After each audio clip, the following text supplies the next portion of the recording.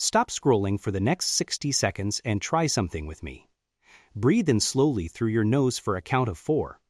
Hold it for just a second. Now breathe out, through your nose or your mouth, does not matter, for a count of 8. Twice as long as the inhale.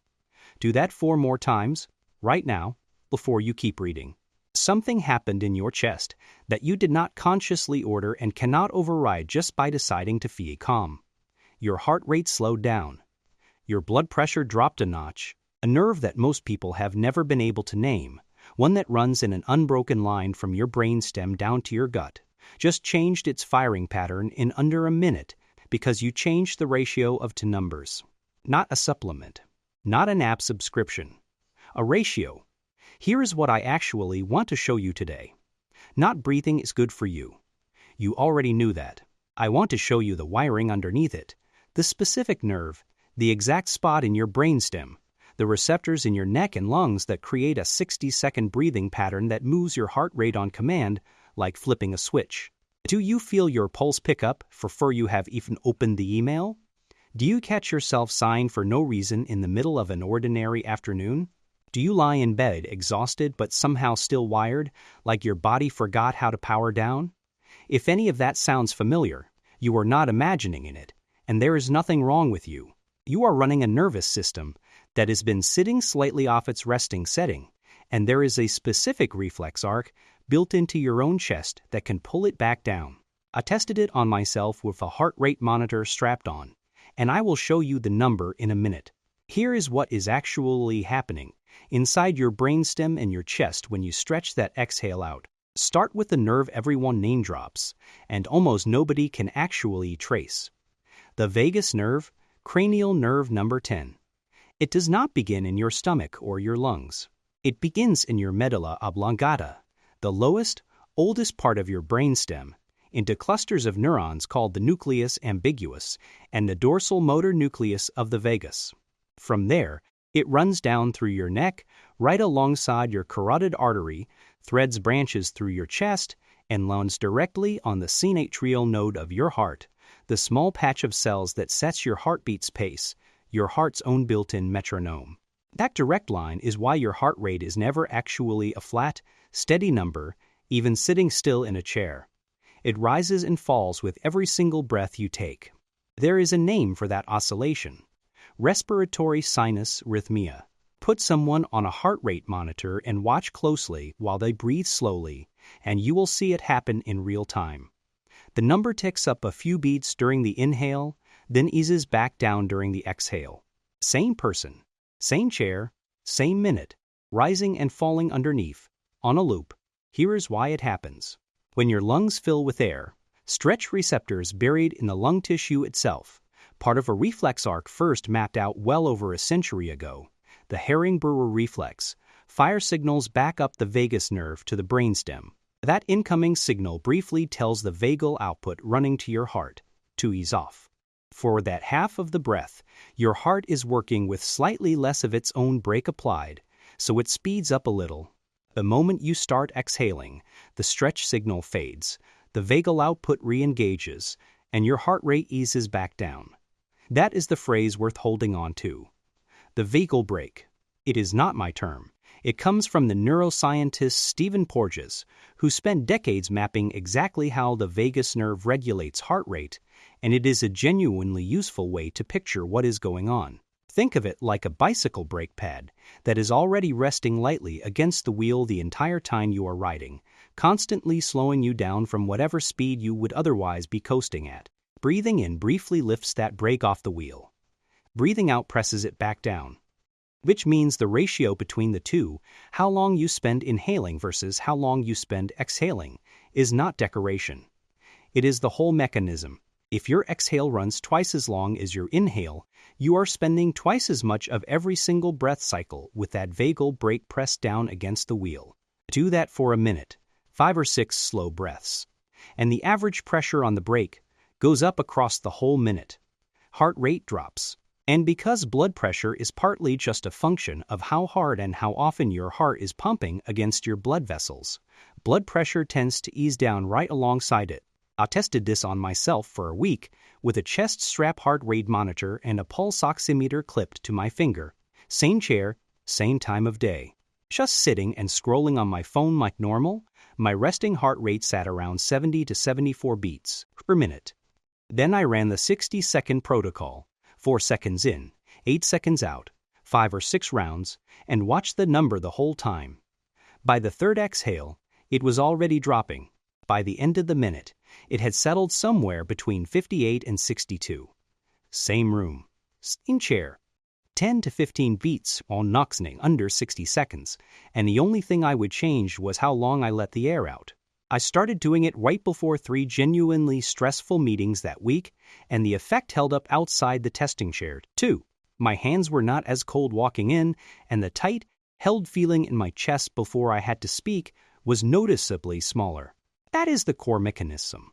But the vagal brake is not working alone in those 60 seconds.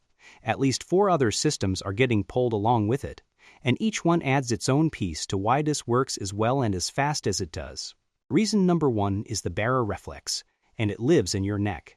Inside the arch of your aorta, and inside the widened part of your carotid arteries, called the carotid sinus, sit pressure sensors called baroreceptors. When your blood pressure shifts even slightly, they fire up the glossopharyngeal and vagus nerves to a relay station in the brainstem called the nucleus tractus solitarius, essentially a switchboard that takes in signals from your lungs, your blood pressure, and your blood chemistry, then decides how much vagal output to send back down to your heart. On ordinary, irregular, distracted breathing, that loop barely gets engaged. But researchers studying heart rate variability biofeedback, including the psychophysiologist Paul Leiter, found that breathing at close to 6 breaths a minute, which is almost exactly what 4 seconds in and 8 seconds out works out to, lines up with the natural rhythm of that baroreflex loop. At that pace, the rise in heart rate from inhaling and the fall in heart rate from the baroreflex start reinforcing each other instead of working against each other, and the swing in your heart rate across each breath gets noticeably bigger. On normal breathing, that loop is barely humming. Paced at the right ratio, it is swinging hard. Reason number 2 runs on chemistry, not pressure, carbon dioxide. When you are anxious, the instinct is to breathe faster and shallower, and that flushes carbon dioxide out of your blood faster than your body is producing it. Your brainstem has chemoreceptors, some sitting right in the medulla, some out in the carotid and aortic bodies, that are extremely sensitive to carbon dioxide and blood pH, and when CO2 drops too fast, those receptors rate it as an emergency. That is the actual physiological source of the dizziness, the tingling fingers, the light-headed edge that comes with hyperventilating. It is not just anxiety. It is chemoreceptors reacting to a real, measurable change in your blood chemistry. Slow, extended exhale breathing does the opposite. It keeps carbon dioxide more stable, sometimes even lets it tick up slightly, and those same chemoreceptors read that as safe rather than alarming. Fast breathing convinces your brainstem you are in danger. Slow breathing convinces it you are not. Same lungs, same air, completely different chemical message going upstream. Reason number 3 is a specific pattern worth knowing on its own. The physiological sigh. It is 2 inhales through your nose back to back, 1 long, 1 short top off right behind it, followed by 1 slow, extended exhale through your mouth. Under stress, or just from sitting hunched over a screen 4 hours, tiny air sacs in your lungs called alveoli start to partially collapse, especially near the bottom of your lungs where shallow chest breathing barely reaches. The double inhale pops a batch of those collapsed alveoli back open, which means more surface area is available for the exhale that follows to actually offload carbon dioxide, so that 1 long exhale clears out more seed than a normal breath does. In 2023, a Stanford research team that included the psychiatrist David Spiegel and the neuroscientist Andrew Huberman ran a month-long study comparing cyclic sighing, box breathing, cyclic hyperventilation, and mindfulness meditation 5 minutes a day. Every group improved. But the cyclic sighing group, the physiological sigh, repeated, showed the biggest gains in mood and the largest drop in resting breathing rate of the 4. Reason number 4 is the one that connects all of this back to how you actually feel, not just your numbers. Roughly 80% of the fibers running through your vagus nerve are efferent, meaning they carry information from your body up to your brain, not the other way around. Your gut, your heart, your lungs are constantly reporting their status upward, into the brainstem, and from there into regions like the insula and the prefrontal cortex, which exert real inhibitory control over your amygdala, the structure most responsible for triggering fear and threat responses. The psychologists Julian Thayer and Richard Lane built an entire model out of this connection called neurovisceral integration. Lower heart rate variability tends to track with weaker prefrontal control over the amygdala, meaning it is harder to talk yourself down once you are activated. Higher heart rate variability tends to track with a longer leash on that same circuit. The amygdala can still fire, but the brakes are closer at hand. A calmer body is not just a downstream effect of a calmer mind. It is an upstream input creating one. Before you try this for real, here is where people go wrong, how to build on it, and where to be careful. Mistake number 1 is breathing from your chest instead of your diaphragm, shoulders rising, chest puffing, while your belly stays flat. Put one hand on your stomach. If it is not rising on the inhale, you are breathing from the wrong place. Fix it by imagining you are filling a balloon low in your belly, not lifting your shoulders toward your ears. Mistake number 2 is straining the exhale, clenching your throat or your abs to force the air out slowly. That tension itself triggers a small sympathetic response, which works against the entire point. The exhale should feel like air leaking out of a tire, slow and passive, not like you are pushing against resistance. Mistake number 3 is keeping the inhale and exhale the same length, which defeats the whole mechanism, since the ratio is the active ingredient, not the breathing itself. If 8 seconds out feels like a stretch at first, that is fine. Start with 4 in, 6 out, and extend the exhale gradually as it gets easier. Mistake number 4 is only reaching for this in the middle of a full-blown panic and expecting it to work instantly. The reflex is real, but it is harder to access when your sympathetic system is already at full volume. It works far better as a habit you have already built during calm moments, so it is available and familiar by the time you actually need it under pressure. Once the basic pattern feels easy, here is how to build on it. Step 1 to starting exactly where we did. 60 seconds, 4 in, 8 out, seated, once or twice a day. Step 2 is extending the same pattern out to 3 to 5 minutes, once you can hold the ratio comfortably. Step 3 is trying true resonance pacing, close to 6 breaths a minute, roughly 4 seconds in and 6 seconds out, using a timer or a pacing app, since that is the rhythm that maximizes the baroreflex swing we talked about earlier.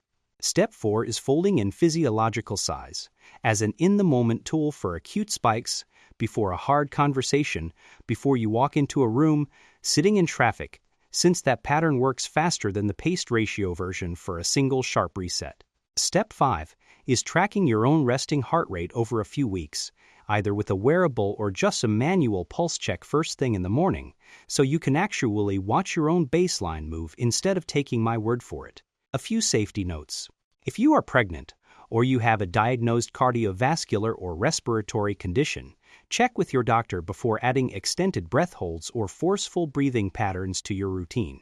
If you feel lightheaded or dizzy at any point, stop, sit down, and let your breathing go back to normal. That is your chemoreceptors telling you something, and the answer is to listen, not push through.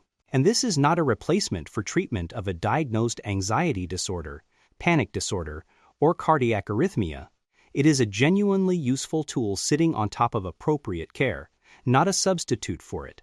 Here is the piece that makes this bigger than one calm minute. That number we have been talking about, how much your heart rate swings across a breath, across a day, has a name in cardiovascular research: heart rate variability, or HRV. It is one of the more consistently replicated biomarkers out there. People running higher HRV tend to show lower cardiovascular risk and recover from acute stress faster than people running low, flat HRV, and it has become one of the more trusted non-invasive windows into how your autonomic nervous system is actually managing itself day to day. But the vagus nerve's reach does not stop at your heart. In 2002, the neurosurgeon Kevin Tracy and his team published findings showing that stimulating the vagus nerve reduces the release of inflammatory molecules like TNF-alpha from immune cells, a pathway now known as the cholinergic anti-inflammatory pathway. Acetylcholine, released along vagal fibers, binds to specific receptors on macrophages, the immune cells patrolling your tissue for threats, and tells them to stand down. The same nerve that is slowing your heart rate down in 60 seconds is also, on a slower time scale, turning down inflammatory signaling throughout your body. It is not just a relaxation trick. It is one nerve, running one long conversation between your brainstem and almost every major system underneath it. So here is the whole thing, distilled into a routine you can actually run today. Step 1. Sit up. Relax your shoulders down away from your ears, one hand resting on your belly. Step 2. Exhale everything out first, all the way, so you are starting from empty. Step 3.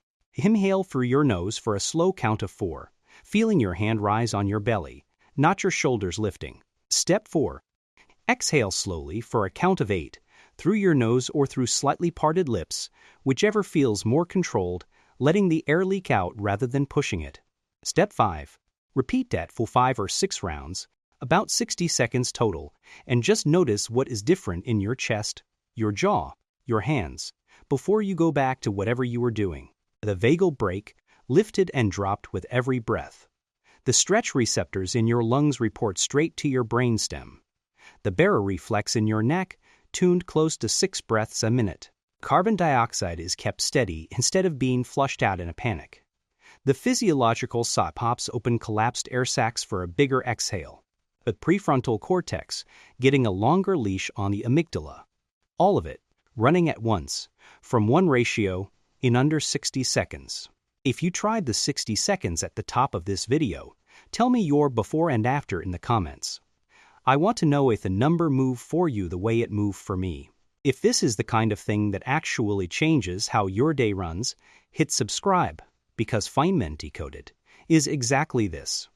The real mechanism underneath the advice you have already heard 100 times. And send this to the person who needs it, the friend who says their mind will not stop at 1 a.m., the colleague who is running on coffee and clenched shoulders, the parent who has not exhaled properly in about a decade. Your heart has been listening to your breath this entire time. It was just waiting for you to finally say something worth listening to.